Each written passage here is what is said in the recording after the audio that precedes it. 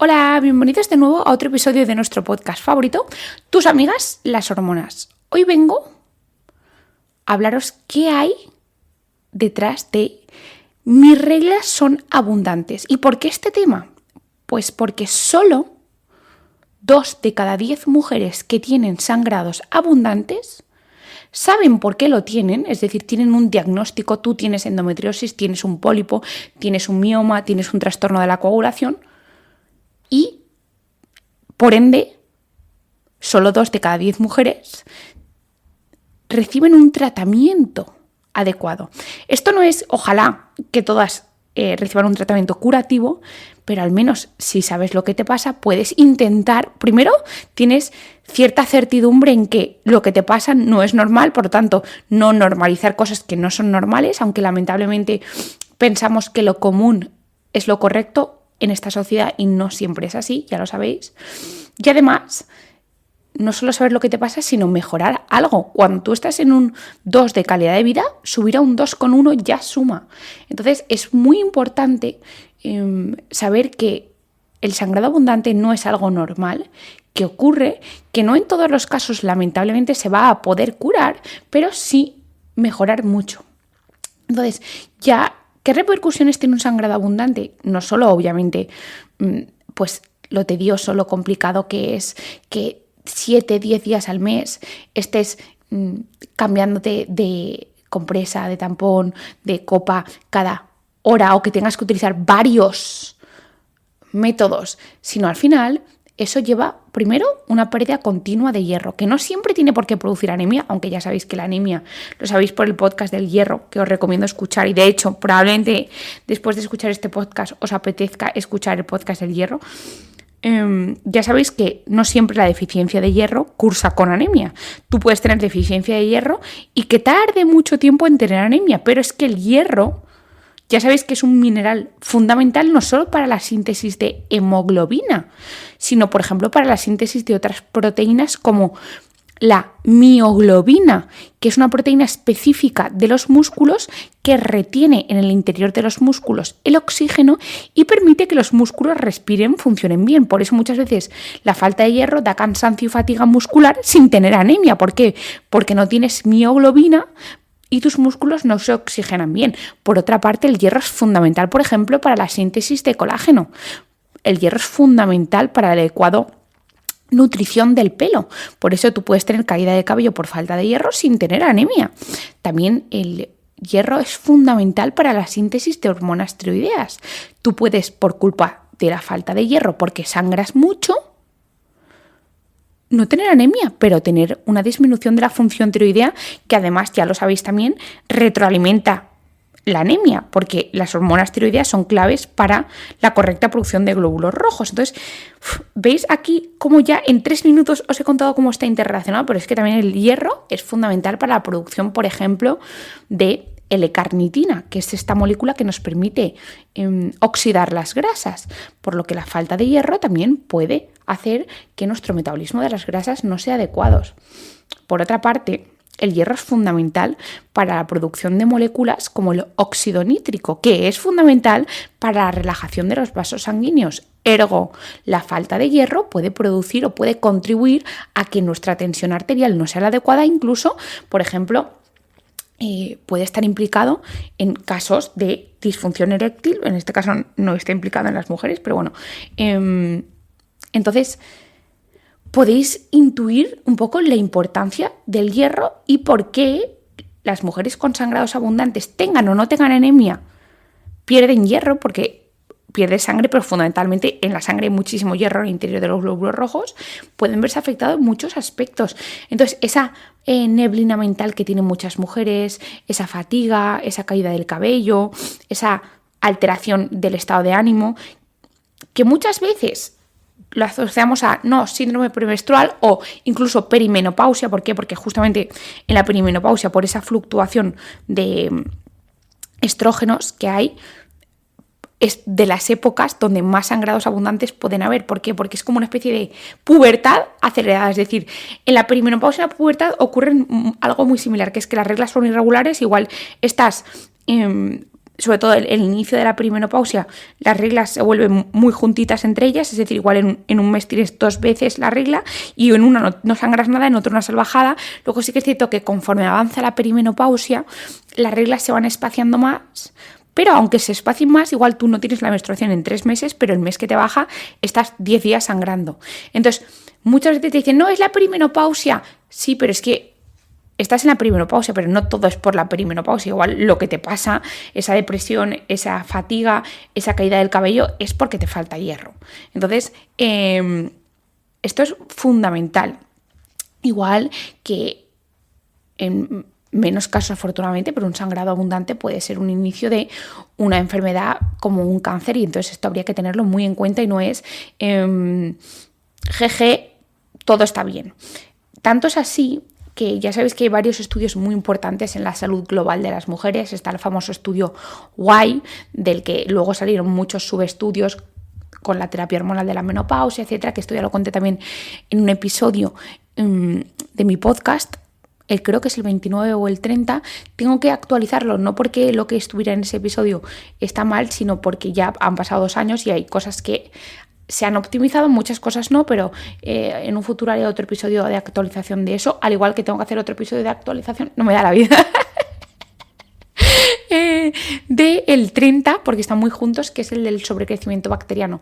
No porque de ahí, afortunadamente, nada esté mal, sino porque las cosas han avanzado y sobre todo en el tema de pruebas han habido unos pequeños cambios. Dicho esto, vuelvo al tema. En uno de los grandes estudios del estudio de la salud de la mujer, que es el estudio SWAN, analizó cómo cambiaban los patrones de sangrado durante la transición a la menopausia. Ojo, cuidado, lo digo porque esto es importante, porque en esta etapa, si siempre habría que tener en cuenta la salud de la mujer el hierro, en esta etapa probablemente en los análisis habría que incluirlo casi sí o sí. ¿Por qué? Porque más del 91% de las mujeres en la transición a la menopausia tuvieron una regla que dura 10 o más días. Tú estás 10 días sangrando, la probabilidad de que te pierdas hierro es mucho más que si estuvieras 3 días, que es habitualmente 3-4 días la menstruación. Pero es que más del 75% de mujeres dijo que a lo largo de un año, esos periodos que duraron 10 días, los tuvieron no una vez, 3-4 veces. O sea, pensad que en la transición a la menopausia, el 91% de mujeres dijeron, yo he tenido durante un año al menos una menstruación que me ha durado 10 días. Es decir, estás 10 días sangrando, pasan 18 días y vuelves a sangrar. Eso es que estás casi más tiempo sangrando que no sangrando. Y más del 75% dijeron, sí, es que no, yo no solo lo tengo una vez, es que yo lo he tenido 3 o 4 veces a lo largo de un año. Eso es tan complicado que un patrón nutricional consiga atenuar la pérdida de hierro. O sea, es muy complicado que sangrando 10 días al mes, por mucho que tomes alimentos riquísimos en hierro, que si berberechos, alimentos integrales, me da igual, es muy complicado porque las pérdidas de hierro son brutales y estás teniendo un riesgo de, insisto, al final, caída del cabello, fatiga, depresión, neblina mental, y todo lo achacamos a, no, eso es normal de la perimenopausia. Que sí, que puede ser la perimenopausia porque la bajada de estrógenos puede contribuir, pero hay que empezar a pensar y ampliar el discurso. Es decir, a mí me encanta y creo que es fundamental, y ojalá hubiera ocurrido antes, la democratización del conocimiento sobre la menopausia, pero yo creo que se está haciendo un enfoque demasiado reduccionista, en tanto que no creo que todo lo que le pasa a las mujeres en esta etapa es la menopausia o la perimenopausia, y por tanto hay que tratarlo con X y Z de la menopausia. No nos olvidemos que, igual que en la época del COVID parecía que todo era COVID y no existían otras enfermedades, pues aquí, ostras, la menopausia y perimenopausia influye, sí. La caída de estrógenos influye, sí. Las fluctuaciones de estrógenos influyen, sí. Pero las mujeres seguimos teniendo otras cuestiones que hay que valorar y ameritan su estudio. Entonces, creo que es fundamental recordar esto. Entonces, lo siguiente que quiero contaros antes de deciros cuáles son las posibles causas, os está contando un speech de 9 minutos de cuáles son las repercusiones de sangrar mucho, de tener falta de hierro, etc. Entonces, Isabel, muy bien, pero ¿qué es una regla abundante? Lo primero, realmente si tú sientes que tienes una regla abundante, ya contaría como un sangrado abundante, aunque no cumplas estrictamente los criterios que te voy a decir. Porque cuando una mujer se plantea, ostras, esto es demasiado, probablemente sea demasiado. Lo que pasa es que como nunca has sabido que es demasiado, asumes que es lo normal porque para ti es lo que siempre es. Pero ya, o sea, no sé si me estoy explicando, ¿sabéis? O sea, es como si tú estás siempre acostumbrada a que te traten de una manera, asumes que eso es la manera en la que hay que tratar o que te mereces que te traten. En cambio, cuando alguien te empieza a tratar diferente, dices, uy, qué raro. No es que raro, es que antes te han estado tratando fatal, ¿sabes? O al revés, ¿sabes? Entonces, ¿qué se considera una regla abundante? Médicamente consideramos que una regla es abundante cuando sangras durante más de 7 días, cuando aparecen coágulos en la sangre que sale de en torno a una moneda de 1 o 2 euros, ¿vale? Ese tamaño. Si tú empapas tu ropa o tus sábanas por la noche, a pesar de usar productos menstruales, es decir, Isabel, yo utilizo copa, yo utilizo tampones, utilizo compresas y a pesar de eso me mancho el pantalón, me mancho la ropa interior, mancho mis sábanas. Si cuando tú te levantas o estás andando sientes como esa sensación de, Dios, me está cayendo unas, o sea, como si te estuvieras orinando, pues eso también. Y luego, si necesitas usar varios productos menstruales a la vez, por ejemplo, tampón y compresa, por ejemplo, copa y compresa, etc. ¿Y esto por qué es importante? Porque si tú sabes que esto es una regla abundante, vas a poder consultar con tu médico, vas a poder consultar con tu ginecóloga, con tu ginecólogo, etc. Si tú no crees que esto es, o sea, si nadie te dice, ostras, María, esto es abundante, tú vas a asumir que es normal. Por eso os he dicho, cuando tú te empiezas a plantear que esto no es un sangrado normal, probablemente no lo sea. Por eso he dicho que lo más importante para mí, como médico, es que en el momento en el que tú te cuestionas si esto es normal o no, ya te digo, María, probablemente no lo sea. Pero si ya quieres la información más médica, sangras durante más de 7 días, en el sangrado aparecen coágulos del tamaño de un poquito más de una moneda de 1 euro en torno a una moneda de 2 euros. Quien me escuche en Latinoamérica, no sé la comparativa porque me imagino, porque tenéis diferentes monedas, ¿vale? Pero si buscáis una moneda de 2 euros, el diámetro más o menos tendréis la comparación de la vuestra. Luego, manchas el pantalón, la ropa interior, las sábanas, a pesar de usar productos menstruales, cuando tú andas, te levantas y te caes sangre, sientes como, ostras, Dios, me está cayendo aquí un chorretón. Lo siento por hablar así más en lenguaje habitual, pero yo creo que así me entenderéis. Y necesitas usar más de un producto menstrual a la vez, es decir, compresa, tampón, copa, compresa, etc. Entonces ya sabemos lo frecuentes que son los sangrados abundantes y lo poco visibilizados que están. Es decir, solo 2 de cada 10 mujeres que tienen sangrados abundantes saben que lo tienen un diagnóstico por el que lo tienen y reciben un tratamiento adecuado en su caso, que ojalá fuera curativo, pero al menos que les consiga mejorar. Que el sangrado abundante va mucho más allá de tener o no anemia y sabemos que es una regla abundante médicamente hablando. Ahora os tengo que explicar ¿cuáles son las causas más frecuentemente asociadas a sangrados abundantes? Probablemente me deje algunas, ¿vale?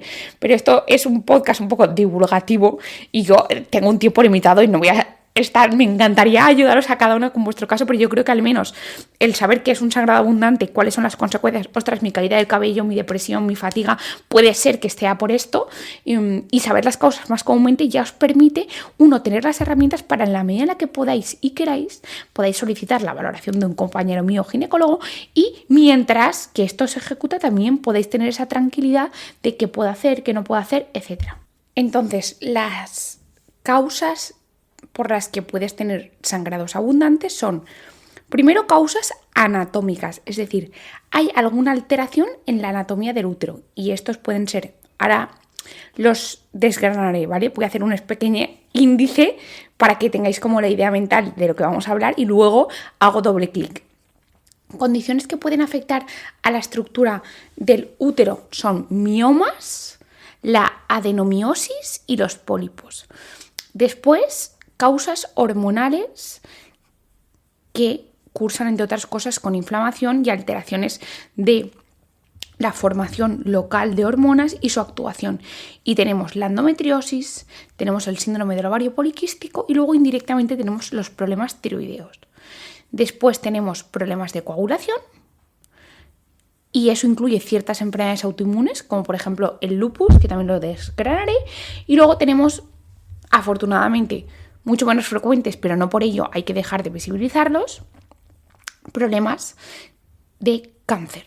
¿Vale? Yo sé que la palabra, a mí personalmente, incluso como médico, me da como esto, o sea, no tiene ningún sentido, pero siempre me da como un poco más de respeto hablar de esto, sobre todo porque a todo el mundo se le pone el cuerpo como muy frío, ¿vale? Hablando de esto, pero yo creo que esto también hay que hablarlo porque precisamente el conocer nos da el poder para elegir, y al final, si tú no conoces que esto puede ser esto, nunca se te va a ocurrir poder ir al médico. Es que al final los médicos también damos por hecho muchas cosas porque decimos, ¿cómo no vas a ir al médico? Es que hay gente que no sabe las cosas.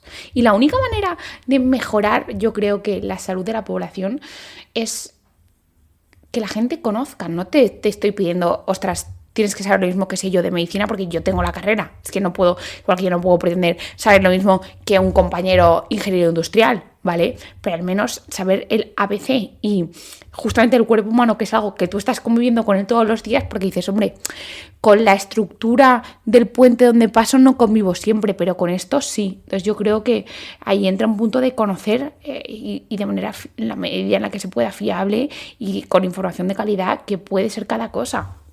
Obviamente los médicos seguimos siendo necesarios para poder traducir toda esa información, pero creo que quien tiene que tener más información son los pacientes. Entonces, causas de sangrados abundantes, ya he dicho, condiciones que afectan a la estructura del útero, trastornos hormonales que cursan con inflamación, síndrome del ovario poliquístico, endometriosis y en menor medida hormonas tiroideas, problemas de coagulación tanto primarios como asociados a enfermedades autoinmunes como el lupus y cáncer. Entonces, condiciones que afectan la estructura del útero. Y para empezar tenemos los miomas. Los miomas son tumores benignos o no cancerosos que afectan al miometrio, que es el músculo del útero. Vosotros sabéis que el útero es una cavidad que desde la parte como más interna, más hacia la cavidad, ¿vale? Está el endometrio. Después está el miometrio, que está constituido por fibras musculares, y luego más hacia afuera, más hacia la cavidad digestiva, por así decirlo, hacia la cavidad pélvica, mejor dicho, está el perimetrio. Pues bien, los miomas son un crecimiento excesivo de las fibras musculares que constituyen el miometrio. Son muy frecuentes en tanto que se estima que un 20 o un 25% de mujeres en edad fértil tienen este crecimiento excesivo de miomas.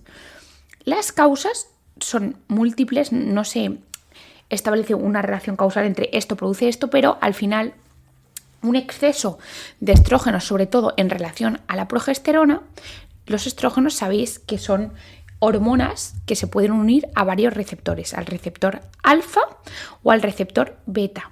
El receptor alfa es un receptor proliferativo. ¿Qué quiere decir esto? Que es anabólico, crea nuevos tejidos. Y los receptores alfa fundamentalmente están en la mama y en el útero. De hecho, por eso los receptores alfa son los más implicados en los procesos cancerosos, porque crean los beta, son más moduladores, sirven, como ya lo sabéis, para hidratación de la piel, para salud hepática, salud de la tensión arterial, colesterol, etc. Son más beneficios, abro comillas, ¿vale? Metabólicos, cognitivos, mientras que los alfa predominantemente tienen funciones proliferativas. Ojo, no estoy diciendo que haya que bloquear todos los alfa porque también son necesarios renovar las células. El problema es que cuando hay una excesiva activación de estos receptores puede llevar a problemas. Pues en este caso, en el miometrio hay receptores alfa para los estrógenos. Cuando hay un excesivo número de activación de estos receptores, porque hay muchos estrógenos en relación a los receptores de progesterona, en ciertas mujeres predispuestas genéticamente, no sabemos por qué, porque hay gente que un exceso de estrógenos les puede dar endometriosis, hay mujeres que les puede dar miomas, hay mujeres que les puede dar las dos cosas, hay mujeres que no les puede dar nada de esto, pero les puede afectar a otros aspectos cognitivos. Esto, hasta mi saber, no se sabe del todo, o igual se sabe y yo no lo sé, que también puede ser una opción, ¿eh?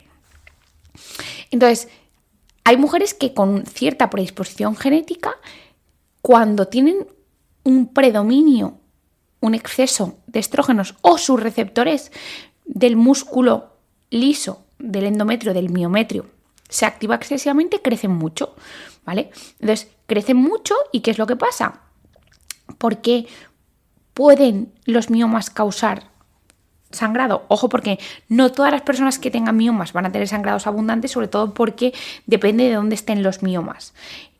Los miomas que están en la zona submucosa, ¿vale? Es decir, que están más tirando hacia el endometrio, suelen ser los que sangran más, y luego también en menor medida los miomas que están dentro del propio músculo también pueden sangrar mucho. ¿Y esto por qué es? Primero, porque precisamente una de las funciones del músculo que está en el útero es contraerse, y precisamente gracias a esa contracción se para un poco el sangrado, aprieta el músculo y eso deja de sangrar.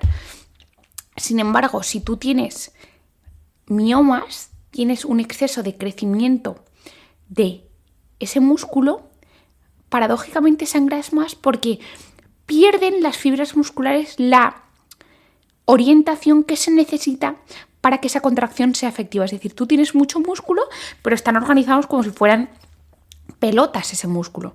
Un músculo que está reorganizado como pelotas, cuando se contrae no ejecuta efectivamente esa compresión del útero, sino que se contrae de manera circular y eso no para efectivamente el sangrado. Pero es que por otra parte, ese músculo que es como una pelota, que crece excesivamente y anómalamente, tiene muchísimos vasos sanguíneos. Más vasos sanguíneos, más sangre circulante, más sangrado. Y luego los que son pediculados o son miomas submucosas, como emergen un poco hacia el endometrio, hace que tú tengas más superficie de sangrado, porque el endometrio es lo que en cada ciclo menstrual se desprende y sangras. Tú sangras el endometrio. Pues bien, las mujeres que tienen miomas submucosos, además de que tienen ese crecimiento excesivo que no se contrae bien y que tienen muchos vasos, justamente tienen también mayor superficie de sangrado. Es decir, en vez de tener, me lo estoy inventando, 5 centímetros de sangrado, tienen 8. Por lo tanto, si tienes más tejido que se desprende, sangras más. Entonces, estas son las principales causas por las que los miomas pueden ser motivo de sangrados abundantes. Entonces, miomas, tumores benignos, es decir, no cancerosos, que hacen que las células musculares del miometrio, que es la capa media del endometrio, crezcan excesivamente, pero no de manera organizada, sino como si fueran una pelotilla de golf, béisbol. O sea, es que hay algunos que son muy grandes. Y ojo, no necesariamente cuanto más grandes, más riesgo de sangrado. Esto no sigue esa regla. Un mioma pequeñito puede sangrar mucho más que uno grande. ¿Por qué? Porque un mioma pequeñito puede estar en una localización peor, puede tener paradójicamente fibras musculares mucho más anómalas y puede estar en una zona clave donde además es la entrada de muchos más vasos, porque hay miomas que son muy grandes, pero oye, necesitan pocos vasos para nutrirse. Pues también hay miomas pequeñitos que son súper egoístas, cogen muchos vasos sanguíneos y por tanto aumentan mucho el riesgo de sangrado. Después, otras causas de sangrado abundante por alteración de la estructura del útero, y son los pólipos. Los pólipos son como si me dijerais, como si os dijera que son una especie de verruguita que sobresale en el endometrio, ¿vale? Esa verruguita que sobresale del endometrio, volvemos a lo mismo que os he explicado justamente antes, hace que tengamos más superficie que en cada ciclo menstrual sangra. Y además ese pólipo tiene vasos sanguíneos anómalos. ¿Por qué? Porque tienen que nutrirse. Entonces, se junta con que tienes más superficie de sangrado y encima tienes más vasos que lo irrigan, sangras más. Causas de pólipos. O sea, esto sí, como veis, no tiene nada que ver con el músculo, no tiene nada que ver con que crezca tejido endometrial, sino que son una verruguita que sale. ¿Sabes por qué sale verruguita? Pues no se sabe muy bien, pero es una combinación otra vez de factores genéticos, de factores hormonales. ¿Por qué? Porque es todo un desequilibrio entre estrógenos y progesterona fundamentalmente. Lo que pasa es que por eso mismo de factores genéticos hay mujeres que les da miomas, hay mujeres que les da pólipos, hay mujeres que les da endometriosis en el útero, hay mujeres que aquí hay que indagar mucho más en el tema de la genética y por eso cada vez son más importantes todos los estudios que revelan cómo ciertos polimorfismos genéticos, ciertas modificaciones epigenéticas como producen ciertos componentes con potencial disruptor hormonal, que esto ya lo sabéis, modifican el genoma y entonces activan ciertas predisposiciones que tú tenías. Es decir, los genes cargan la pistola, el ambiente aprieta el gatillo. Entonces, hay mujeres que tienen ciertas predisposiciones que nunca se llevarán a cabo, pero hay ciertas mujeres que cuando el ambiente influye en su predisposición, ¡pam!, aparece la enfermedad. Entonces, en este caso, los pólipos es una manera que tiene el cuerpo de decirnos hay una combinación de un factor genético, hormonal, inflamatorio. ¿Por qué?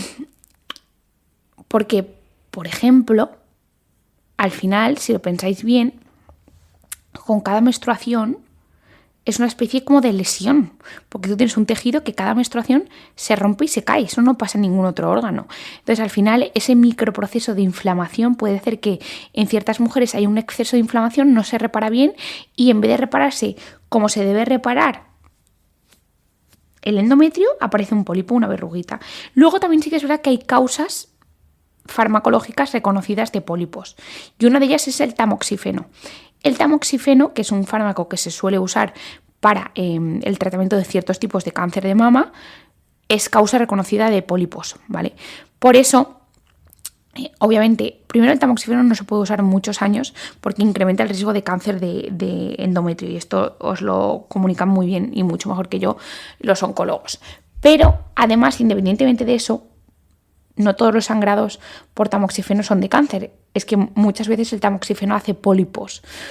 Entonces, ostras, está bien saberlo porque una mujer que ya ha pasado por todo la inquietud de un cáncer de mama, cuando ves que sangras el endometrio dices, ostras, si al menos, obviamente lo consultas con tu ginecólogo, pero si al menos puedes saber que puede ser un pólipo y que de hecho el tamoxifeno es causa muy frecuente de pólipos, pues mira, esto que te llevas de tranquilidad, ¿vale?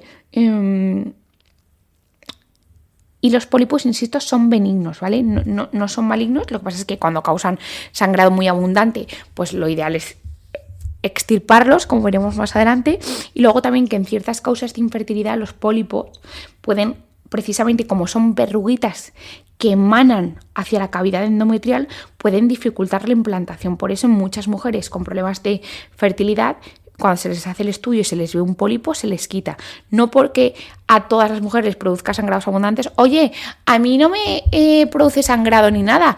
Ya, pero si te quieres quedar embarazada y estás teniendo dificultades, te quitarán el pólipo, no porque sea mal nada, sino porque anatómicamente te quita espacio para que se implante el embrión. Después, la tercera y última causa de alteración de la estructura del útero que puede causar sangrado abundante es la adenomiosis, que es un tipo de endometriosis, es la endometriosis más frecuente, ¿vale? Ya sabéis que la endometriosis tengo un podcast porque afecta a 1 de cada 10 mujeres y tarda de media entre 6 y 8 años en diagnosticarse, con todo lo que ello conlleva para una mujer que está 8 años yendo de médico en médico y diciéndole es normal lo que te pasa, ¿vale? La endometriosis, entre otras cosas, es un dolor brutal. Pero no solo la menstruación, es un dolor brutal en la cavidad pélvica, infecciones de orina, problemas intestinales, infertilidad, infecciones recurrentes, etc, etc, etc. Y además puedes tener sangrados abundantes, especialmente si tienes adenomiosis. ¿Por qué? Porque la adenomiosis, que es un tipo de endometriosis, está causada cuando el tejido endometrial está introducido, o sea, un tejido que tiene que estar por fuera. Insisto porque esto es muy importante. Tú tienes la cavidad uterina, la parte más interna es el endometrio, que es lo que sangra cada menstruación.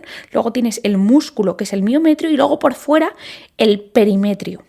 Pues bien, en la adenomiosis el tejido endometrial, que no es exactamente igual que el tejido endometrial, ya lo sabéis por el podcast, es un tejido endometrial con alteraciones genéticas, predisposición a inflamación, resistencia a la progesterona, ¿vale? Es un tejido que se le llama tejido endometrial para que lo entendáis, pero es un pseudoendometrio, es decir, anatómicamente tú lo analizas en un microscopio, no es igual, bioquímicamente, genéticamente no expresa los mismos genes, no es igual de sensible a las citoquinas inflamatorias, es mucho más, tiene muchas más terminaciones nerviosas del dolor. Es un tejido totalmente diferente, pero para que lo entendáis yo llamo pseudotejido endometrial. Pues ese pseudotejido endometrial está introducido en el miometrio, es decir, está fuera de su localización habitual. ¿Y qué pasa con esto? Que este tejido, que no debe estar en una localización donde no debe estar, activa la formación de procesos inflamatorios y de formación de vasos sanguíneos anómalos. Inflamación y vasos sanguíneos que no tocan incrementa el riesgo de sangrados. Isabel, ¿y cómo puede ser que un tejido que no debería estar se introduzca en una zona donde no debería estar? Hay muchas teorías, ¿vale? El tema de la endometriosis es algo que está todavía entendiéndose por qué puede haber células endometriales en pulmón, en cerebro, en páncreas, en intestino, en vejiga, en recto o por localización en útero, no se sabe muy bien, pero parece que es que hay veces que hay ciertas, no se sabe por qué, que las células endometriales han migrado a otro lugar diferente, se depositan ahí como si fueran una semillita y ante cualquier proceso de inflamación, como puede ser la propia menstruación, por eso la endometriosis se manifiesta cuando aparece la primera menstruación. ¿Por qué? Porque hasta entonces han estado dormidas, pero cuando aparece ese estímulo estrogénico, que ya sabéis que los estrógenos, sobre todo cuando se pierde el equilibrio, pueden causar inflamación. Cuando tú tienes ese estímulo estrogénico que activa la inflamación, esas semillitas dormidas se activan y empiezan a crecer y aparece el dolor, ¿vale? Por eso la endometriosis es muy poco frecuente en niñas adolescentes y también en la menopausia, sino que es mucho más frecuente en la edad fértil. ¿Por qué? Porque al final tú tienes cada mes un daño, una herida, que es la menstruación. Por otra parte, tú puedes estar expuesta a cualquier otro factor que, pues una infección, una inflamación, una enfermedad autoinmune, que eso genera inflamación. Tú estás dando caldo de cultivo para que cualquier enfermedad que esté dormida, como puede ser en este caso la endometriosis, se active. Isabel, yo no tenía endometriosis hasta que me apareció, imagínate, un lupus, hasta que me apareció una enfermedad autoinmune de tiroides, hasta que me apareció un síndrome del intestino irritable, hasta que me apareció una colitis ulcerosa. ¿Por qué? Porque todas estas inflamaciones, la mayor parte de inflamaciones en mayor medida causan con inflamación. La inflamación es una especie de fuego. Si tú das a una zona un fuego, todo eso que esté predispuesto se va a activar. ¿Por qué? Porque le estás dando caldito de cultivo, le estás dando gasolina. Entonces, todas aquellas zonas donde tengan estas pequeñas semillitas de tejido endometrial anómalo metidas, cuando les das algo para que crezcan, en este caso inflamación, se activan y aparece el dolor. Estas semillitas habitualmente por proximidad están depositadas en el miometrio, por eso la adenomiosis es la localización más frecuente donde ocurre la endometriosis, pero no necesariamente es la más sintomática, porque ya sabéis que la endometriosis es tan sintomática en tanto que puede aparecer en tantos sitios que puede dar un montón de síntomas. Pero vamos, a lo que iba, que la presencia de tejido endometrial anómalo en el miometrio puede producir sangrado abundante, por lo que os he dicho, porque crea inflamación y vasos sanguíneos. Luego, por otra parte, ya saltamos a qué alteraciones hormonales pueden producir sangrados abundantes. Y son la endometriosis, el síndrome del ovario poliquístico, incluso alteraciones en las hormonas tiroideas y resistencia a la insulina. ¿Y esto por qué es importante? Porque realmente la menstruación, como todo en el cuerpo, es un proceso hormonal y metabólico que está estrictamente regulado. Cualquier hormona que pueda influir en que esta estricta regulación se pierda es susceptible a causar alteraciones en la menstruación, siendo una de las posibles, además del dolor, el sangrado. Entonces, ¿qué alteraciones hormonales pueden cursar con sangrados abundantes porque alteran ese proceso finamente orquestado de equilibrio hormonal, la endometriosis. Ya sabéis que la endometriosis, y aquí hablamos ya diferente de la adenomiosis, la endometriosis en cualquier lugar, ¿vale? Mucho más allá de la adenomiosis que acabo de contaros, la endometriosis está asociada, ese tejido endometrial que no debería estar, no es un tejido endometrial normal, como os he dicho, tiene una gran cantidad de receptores para citoquinas inflamatorias. Además, es capaz de estimular por diversos mediadores la producción propia de nuestro sistema inmune de mediadores inflamatorios. Un exceso de inflamación genera destrucción y dolor, destrucción de células y dolor por irritación de los numerosos nervios y dolor de diversos tipos, no solo el dolor típico de cuando te rompes un pie, ¿vale? Sino que ya sabéis que existe el dolor neuropático, nociceptivo y nociplástico, ¿vale? Pues la endometriosis puede causar los 3 tipos de dolor, es decir, dolor un poco más visceral que conocemos, el dolor por daño nervioso y el dolor porque las vías de percepción del dolor bajan el umbral, que sería un poco más como el nociplástico. Pues bien, en la endometriosis ese tejido endometrial es más susceptible a la inflamación, por tanto cualquier inflamación que pase de lo normal va a afectar a las mujeres con endometriosis de mayor medida, favoreciendo no solo el dolor y alteración, sino el sangrado. Luego también ya sabéis que el tejido endometrial anómalo es resistente a la hormona progesterona y ya sabéis que la progesterona es fundamental para decirle a esos tejidos, oye, no crezcáis tantos, no sangréis tanto. De hecho, por eso mismo, una mujer que sangra mucho es porque tiene un exceso de estrógenos con respecto a la progesterona. Pues bien, las mujeres con endometriosis no es que no tengan suficientes, que son, además de esto, es que son resistentes. Es decir, la hormona progesterona no hace el efecto que deberían y para conseguir el mismo efecto que, por ejemplo, puedo tener yo, me lo estoy inventando, con 5 unidades de progesterona, la mujer con endometriosis, como tiene esa resistencia a la progesterona que se junta con el exceso de estrógenos, necesita 20 unidades de progesterona, por así decirlo, ¿vale? Pues bien, la endometriosis también puede ser causa de sangrado abundante y, por tanto, en el estudio de una mujer con sangrado abundante habría que descartar endometriosis. Luego, el síndrome del ovario poliquístico. El síndrome del ovario poliquístico, que también tenéis un podcast, sobre todo el que cursa con un aumento de andrógenos por su capacidad de convertir esos andrógenos a estradiol desde la testosterona y a estrona desde la androstenidiona. Es decir, ya sabéis que hay un espectro de tipos de SOP. Pues bien, aquel SOP que cursa con un exceso de andrógenos, es decir, aquel SOP que suele cursar generalmente con acné, con acúmulo exceso de vello corporal, con caída del cabello, más características fenotípicas, ¿vale? Corporales más típicas de los hombres. Ya sabéis que la testosterona, gracias a la enzima aromatasa, se convierte a estradiol y la androstenediona, que es otro tipo de andrógeno que producen los ovarios y también las glándulas suprarrenales, se convierte a estrona. Todas aquellas mujeres que tengan síndrome del ovario poliquístico de típico androgénico, como tienen más andrógenos, son más susceptibles a tener más estrógenos y ya sabéis que un exceso de estrógenos en comparación con progesterona hace que crezca mucho el endometrio. Si tú tienes más tejido que se desprenderá, más sangrarás.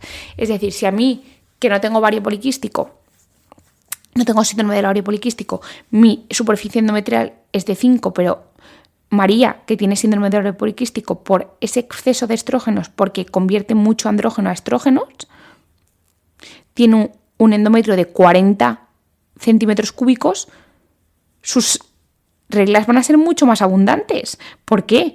Porque tiene más tejido que se desprende. Por eso, para tratar ese tipo de sangrado, hay que mejorar el perfil metabólico del SOP. En este caso, reducir la cantidad de andrógenos para que no haya tanta conversión a estrógenos y además, ya los que están convertidos, inactivarlos, es decir, favorecer el metabolismo hepático.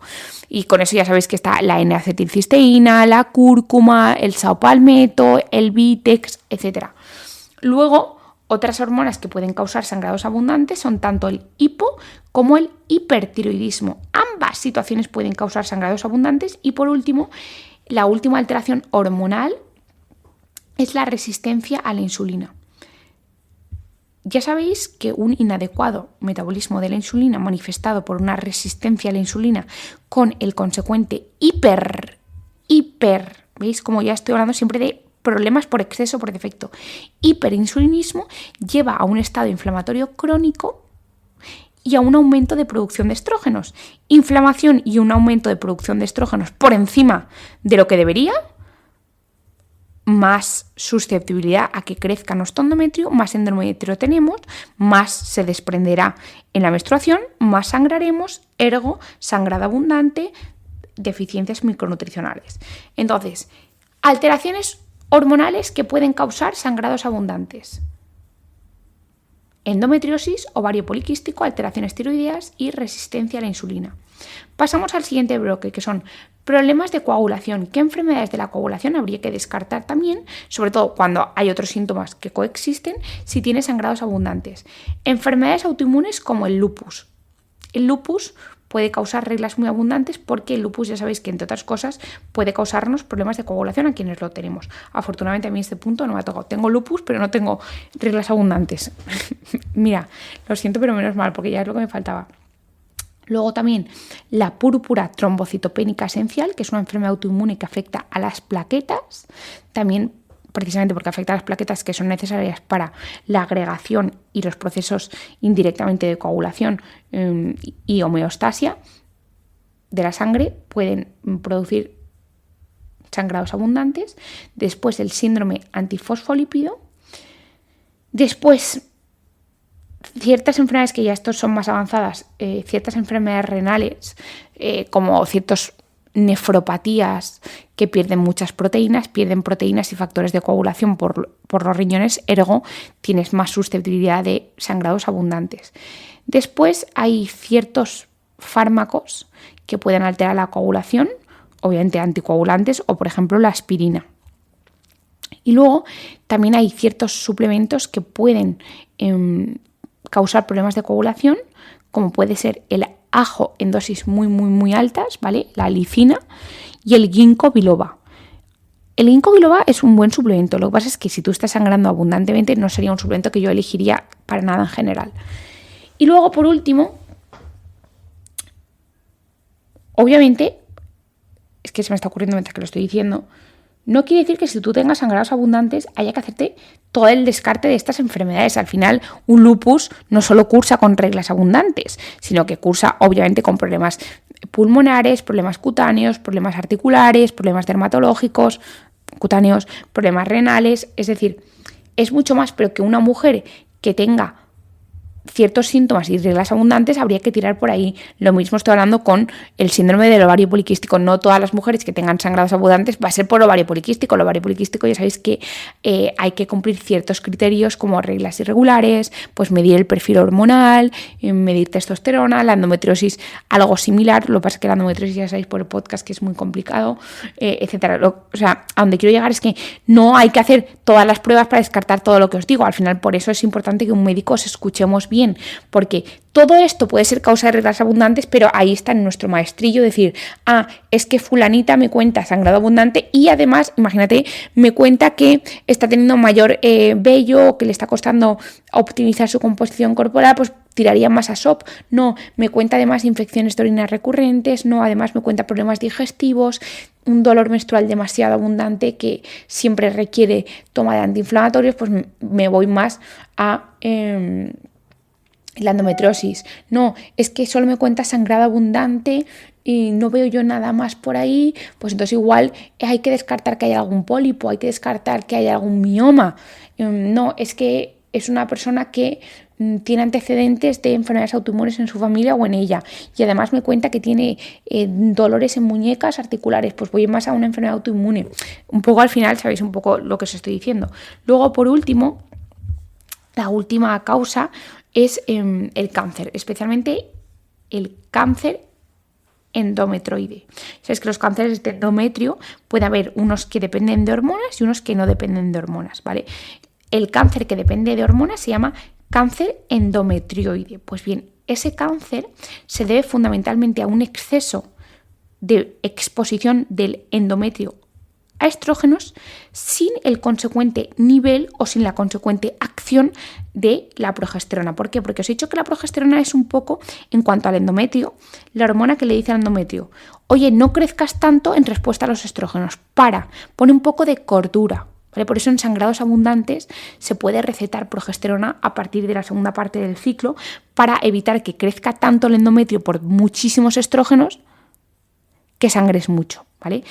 Al final, ¿veis el porqué de las cosas? ¿Por qué un médico puede recetar progesterona? ¿O por qué podemos decirle que intentemos mejorar la producción de testosterona, pues, por ejemplo, con el Vitex, con el magnesio, etcétera?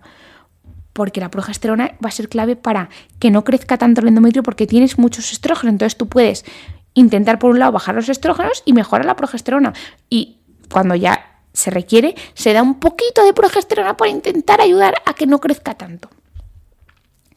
Entonces, el cáncer endometrioide es un tipo de cáncer que se produce fundamentalmente porque nuestro endometrio está muy expuesto a los estrógenos, que os he dicho que tienen capacidad proliferativa cuando se unen a los receptores alfa, y da lugar a que hay un momento que esa división celular salte los procesos de control normales, aparezca una mutación y esa mutación se reproduzca y aparezca el cáncer.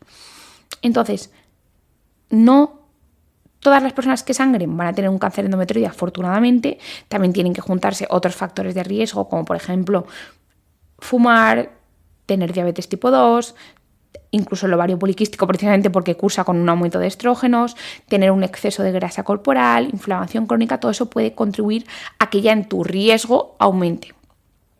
Entonces, Isabel, a mí me han hecho todas las pruebas. Afortunadamente no tengo cáncer, no tengo ninguna enfermedad autoinmune, no tengo endometriosis, no tengo problemas tiroideos, no tengo problemas de la insulina, no tengo ovario poliquístico, no tengo miomas, no tengo adenomiosis, no tengo pólipos. ¿Por qué puedo sangrar abundantemente? Pues precisamente puede ser que no tengas ninguna causa anatómica, pero que tú tengas en los ciclos demasiado estrógeno con respecto a la progesterona, pero que no sea suficiente como para que te aparezca un mioma, para que te aparezca endometriosis, porque no tengas esa predisposición genética, para que te aparezca algo que anatómicamente sea visible o sea diagnosticable como una enfermedad autoinmune, pero tú sí que lo sigues teniendo. Entonces, en este caso, puesto que anatómicamente no hay nada, no te puedo decir tienes esta enfermedad, pero sí que puedo decirte probablemente sangres mucho porque tienes mucho tejido endometrial que ha crecido, y tienes mucho tejido endometrial porque ha crecido porque tienes una pérdida del equilibrio entre estrógeno y progesterona. En la medida en la que se pueda, hay que intentar mejorarlo. ¿Cómo? Primero, reduciendo la inflamación, porque ya sabéis que la inflamación activa la producción de estrógenos, los estrógenos activan la inflamación y es un círculo vicioso. ¿Cómo podemos reducir la inflamación? Ejercicio físico es antiinflamatorio, es el mejor antiinflamatorio que tenemos, ¿vale? Y saber es que yo cuando estoy con mucho dolor no me apetece hacer ejercicio. Tienes toda la razón, hay un momento donde hay que cortarlo. Ahora vamos adelante. Alimentación. No me gusta decir el nombre porque es que está muy mal utilizado en las redes sociales. Alimentación que permita optimizar nuestra propia producción de sustancias antiinflamatorias, es decir, la famosa llamada dieta antiinflamatoria, pero que no es como tal. Es una dieta que incluya fibra. La fibra es uno de los mayores componentes antiinflamatorios que tenemos. Y luego todo el arco iris. Brócoli, repollo, zanahoria, remolacha, frutos rojos, plátano, aguacate, uvas, todo. Los colores son fuente de polifenoles, de carotenoides, de sustancias antioxidantes, etc. Entonces, alimentación rica en fibra y el arco iris nos van a permitir que de manera natural reduzcamos esa inflamación que puede contribuir a que se produzcan demasiados niveles de estrógenos. Luego también, obviamente, existen complementos alimenticios que pueden ayudarnos a esto y están desde componentes antiinflamatorios, como puede ser la N-acetilcisteína, que aborda la inflamación, antiinflamatorios como la cúrcuma, antioxidantes carotenoides como puede ser el licopeno, la astaxantina, la luteína, la vitamina C, moduladores del dolor como puede ser el ácido graso, la amida de ácido graso palmitoil etanolamida, que se llama PEA, y luego también abordando el exceso de estrógenos, porque tú puedes quitar la inflamación, pero si sigues produciendo muchos estrógenos, el estrógeno activa la inflamación, como os he dicho, tú tienes mucho estrógeno, activa la inflamación, pero es que a la misma vez la inflamación activa los estrógenos. Entonces, tienes que cortar el circuito por las dos vías. Por lo que os he dicho, alimentación, ejercicio y luego en un tercer escalón, insisto, porque es tercer escalón, antiinflamatorios y antiálgicos, en acetilcisteína, cúrcuma, licopeno, astaxantina, luteína, vitamina C, PA, que es el palmitoil y etanolamida, puede ayudarnos. Y luego, ¿cómo hacemos lo de los estrógenos? Pues primero intentando evitar que haya demasiada testosterona en el caso del ovario poliquístico, como por ejemplo el saopalmeto, que es la fruta del sabal, o Serenoa repens, generalmente se conoce como saopalmeto. Luego también el Vitex puede ayudarnos, el magnesio puede ayudarnos, vitamina B6 puede ayudarnos. Al final, todo eso, el minoxidil en menor medida parece, pero yo eso todavía no lo tengo muy claro que puede ayudar, pero fundamentalmente yo diría que es todo aquello que te corte la inflamación y por tanto module que no produzcas mucho, y luego aquel que reduzca, sabiendo que estos no son fármacos, esa producción excesiva de estrógenos, tanto de manera directa como indirecta a través de la testosterona, con, por ejemplo, Vitex, saopalmeto, luego Vitex, saopalmeto, vitamina B6, magnesio, y luego pasa que en España no está permitido el DIM, que es el dindometilmetano, ayuda a que nuestro cuerpo no es que produzca menos estrógeno, sino que lo elimine mejor. Pero es que también lo eliminas mejor con los antioxidantes que os he dicho, porque, por ejemplo, la N-acetilcisteína ayuda a los metabolismos detox de eliminación de estrógenos en el hígado. Luego también el licopeno ayuda a los metabolismos detox de los estrógenos. Entonces, al final, no solo una cosa actúa por una cosa, pero también el DIM, que fuera de España sí que se vende, también puede ayudarnos mucho con este tema de los estrógenos. Entonces, en resumen, ejercicio, alimentación, fibra y arcoíris, y luego en menor medida, quiero decir, ayudan, ¿vale? Pero no quiero que parezca que yo esté diciendo que esto sustituye a la alimentación y el ejercicio. Pueden ayudar en acetilcisteína, cúrcuma, licopeno, astaxantina, coenzima Q10, PA, luego el Vitex, el saopalmeto, el DIM, el magnesio, la vitamina B6, etc. Luego, Isabel, ¿qué prueba? Yo me he adelantado, pero bueno, ¿qué pruebas hay que hacer para evaluar el sangrado? Pues primero una historia clínica buena, es decir, que yo te escuche. Si tus reglas han sido o no abundantes, si tomas alguna medicación, cómo son tus ciclos, ¿son regulares o son irregulares? Porque son irregulares, probablemente nos tire un poquito más hacia el SOP. Después hay que hacer una analítica básica, es decir, mirar cómo están tus células sanguíneas, mirar cómo está tu hierro, tanto el hierro, la ferritina, el índice de saturación de la transferrina, la capacidad de transferencia del hierro, todo eso os lo conté en el podcast del hierro. Luego también habría que mirar las hormonas tiroideas, especialmente la TSH, y luego también sería interesante, sobre todo si sospechamos un exceso de andrógenos, habría que evaluar la testosterona total, la SHBG, luego la androstenediona, la dehidroepiandrostenediona y en ciertos casos, bueno, la insulina, la glucosa, la FSH, al final una analítica un poco completa en el sentido de salud menstrual, ¿vale? Porque obviamente no estoy hablando de otros datos.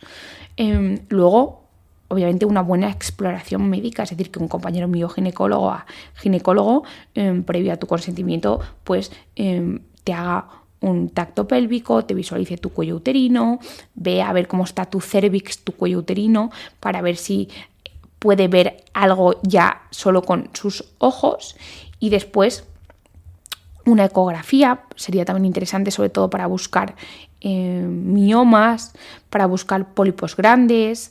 Luego, también en ciertos casos, podría ser necesario hacer una resonancia, una estereoscopia, una biopsia endometrial, sobre todo si se sospecha cáncer. Entonces, como veis, al final, lo lógico es decir, hacer una historia clínica, preguntarle, oye, mira, ¿siempre has tenido estas reglas abundantes o es nuevo? ¿Te tomas algún fármaco? ¿Tienes alguna enfermedad? ¿Tus reglas son irregulares? ¿Qué edad tienes?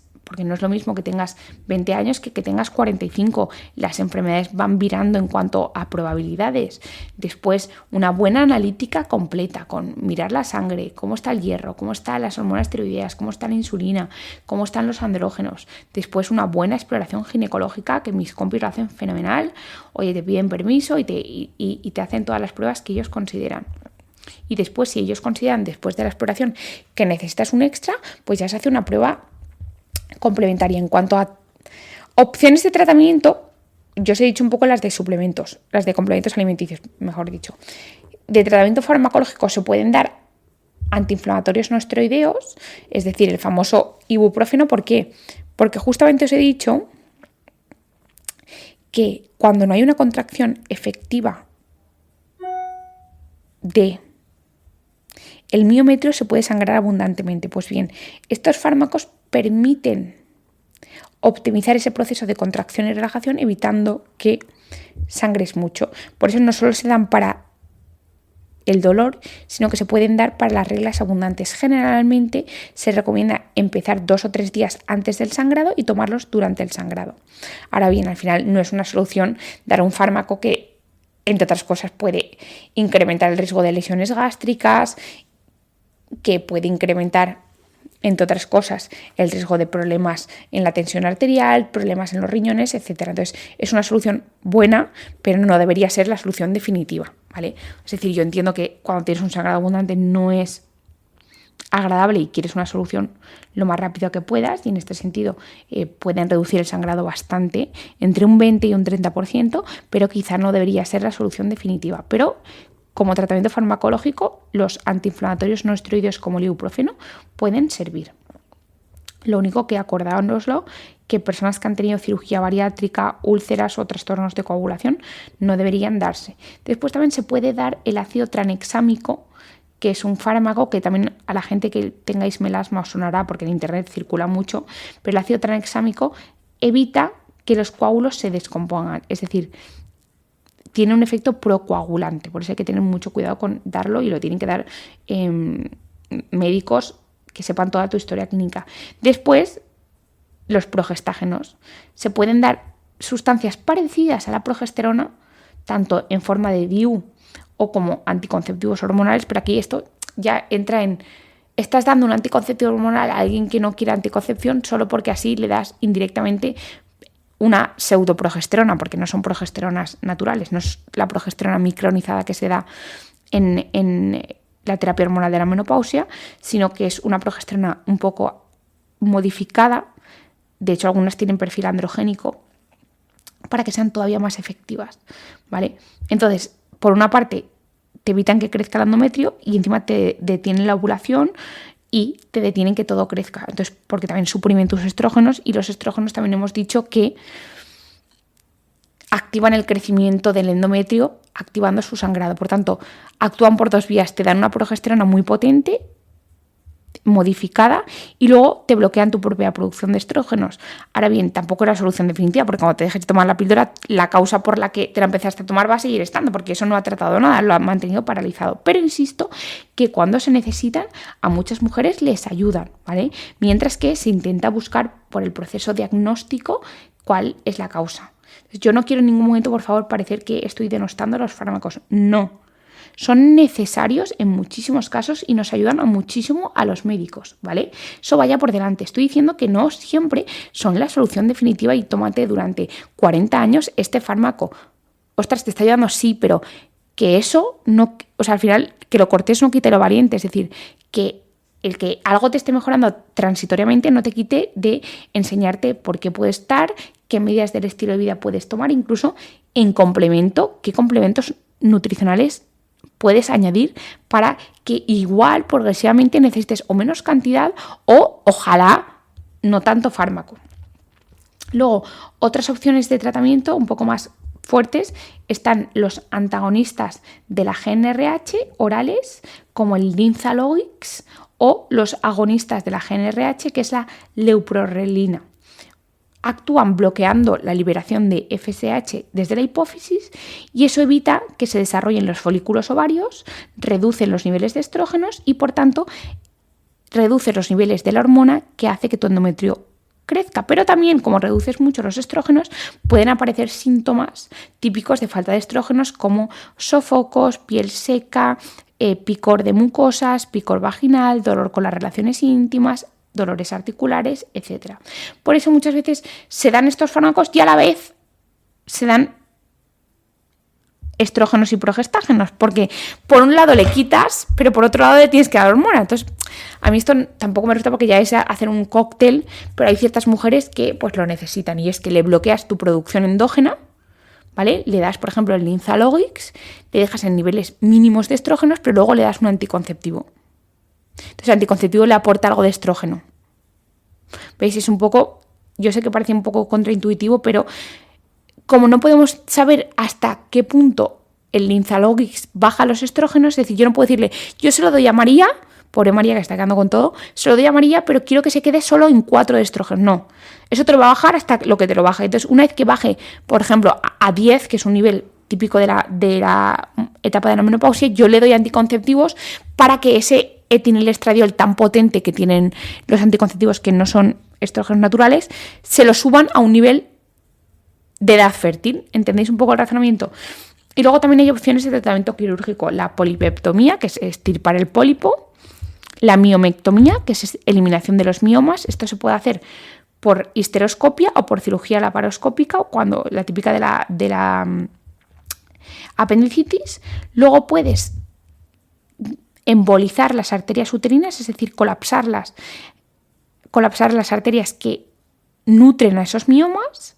Y después, como opción pues, más agresiva, está la histerectomía, es decir, te quitó el útero. Esto obviamente en casos de cáncer es lo que se suele hacer, o total o parcial, y luego en ciertas mujeres, cuando ya no hay otra opción, por sangrados muy abundantes, la mujer dice, mira, oye, yo ya no puedo más, es que no puedo más, y está dispuesta a hacerlo, se le extirpa el útero. Ahora bien, yo considero que quizá esta debería ser de las últimas opciones el extirpar un órgano, ¿vale? Sobre todo porque al final es una operación de mucho riesgo, el útero es una zona muy vascularizada que puede producir un sangrado operatorio muy potente, ¿vale? Entonces, obviamente los cirujanos que la ejecutan, los ginecólogos son unos cracks y especialistas, pero es una operación importante, ¿vale? Entonces, nada, espero que os haya gustado este podcast. Ya sabemos un poco cómo de frecuentes son los sangrados, qué es un sangrado abundante, cuáles son las causas de sangrado abundante, desde causas anatómicas, miomas, pólipos y adenomiosis, causas hormonales, endometriosis, síndrome del ovario poliquístico, problemas tiroideos y de resistencia a la insulina, problemas de la coagulación, derivados de enfermedades autoinmunes como el lupus o la púrpura, derivados de problemas nefrológicos, derivados de ciertos fármacos como la aspirina o ciertos complementos alimenticios como por ejemplo el ginkgo biloba en dosis altas. Luego también que existen la opción de que sea por un cáncer endometroide. Luego, qué opciones del tratamiento hay y qué pruebas. Y nada, que cualquier cosita extra me decís. Un besito muy muy fuerte.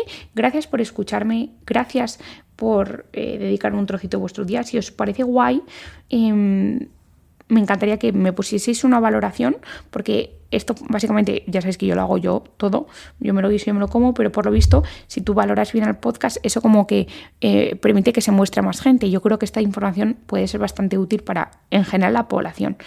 Entonces, si ponéis una estrellita, lo valoráis, le ponéis un comentario bonito, pues siempre está mejor. Y nada, que mil gracias, un beso muy fuerte y nos vemos en el próximo capítulo. ¡Chao!